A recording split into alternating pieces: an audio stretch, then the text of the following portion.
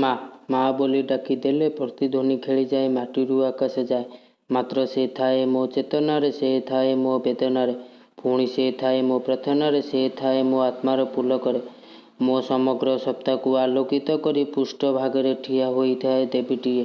ସେ ଜଗିଥାଏ ମୋ ବାଟକୁ, ଆକଟ କରିଥାଏ ମୋ ଚଲାପଣକୁ। ମୋ ଆଖିରେ ଟିକେ ଲୁହ ଦେଖିଲେ ବାହୁନି ଉଠେ ଅନ୍ତର ଭିତରେ କୁହେ ଏମିତି କିଛି ଅଛି ଯିଏ ଆଉଁସି ଦେଲେ ପିଠିରେ ଗୁଣ୍ଡୁଚି ମୂଷା ଭଳି ମମତାର ସ୍ପର୍ଶ ଆଙ୍କି ହୋଇଯାଏ କାଳ କାଳ। ତା ଆଖିର ଲୁହ ଲୁଚାଇ ରଖେ ନିଜ ଭିତରେ, ମୋ ଆଖିର ଟୋପା ଟୋପା ଲୁହ ପୋଛିଦିଏ ନିଜ ପଣତ କାନିରେ। କୁହ ଏମିତି କିଏ ଅଛି?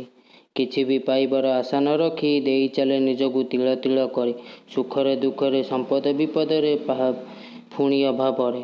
ଋଣୀ ହୋଇ ରହିଯାଏ ମୁଇଁ ତା ଗଳାର ମାଳିଟି ହୋଇ ଚିରକାଳ। ମୋ ଆଖିରେ ମା, ମୋ ଆଖିରେ ମା, ତୁମେ ଦେବତାଠୁ ମହାନ, ଚରଣେ ତୋ ମଥା ପାଦେ।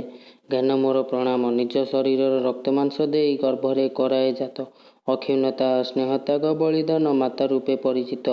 ବକ୍ଷର ଅମୃତ ଦେଇ କରେ ଜାତ, ସୃଷ୍ଟି ସର୍ଜନାର କର୍ତ୍ତା। ସ୍ନେହ ମମତାର ଗନ୍ଥାଘର, ସରଗଠୁ ବଡ଼ ମାତା। ଭୋକିଲା ପେଟକୁ ଆହାର ଯୋଗାଏ, ନିଜ ଭୋକ ଶେଷ ଭୁଲେ। ପଣତରେ ତାର ଅମୃତ ଝର, ସଂସାରେ ଶିଖାଏ ଚାଲି। ନିଜର ଦୁଃଖକୁ ଛାତିରେ ଚାପି ସେ ଗଢ଼ଇ ସୁନାର ସଂସାର। ସଂସାର ନାଁରେ ନାଉରୀ ସାଜାଇ ବାନ୍ଧି ସ୍ନେହ ପ୍ରେମ ଡୋର। ଅନ୍ୟ ଏକ ମାତା, ହେ ଭାରତ ମାତା, ଆମ୍ଭେ ଯେ ତୋର ସନ୍ତାନ। ତୋ ସୁରକ୍ଷା ଲାଗି ଆମରି ଜନନ ଦେବୁ ତ୍ୟାଗ ବଳିଦାନ। ହିନ୍ଦୁ ମୁସଲିମ ଶିଖ ଖ୍ରୀଷ୍ଟିଆନ ନାହିଁ କିଛି ଭେଦଭାବ। ଗୋଟିଏ ମାଳାରେ ଫୁଲ ସବୁ ଆମେ, ଭାରତ ତାରି ନାମ।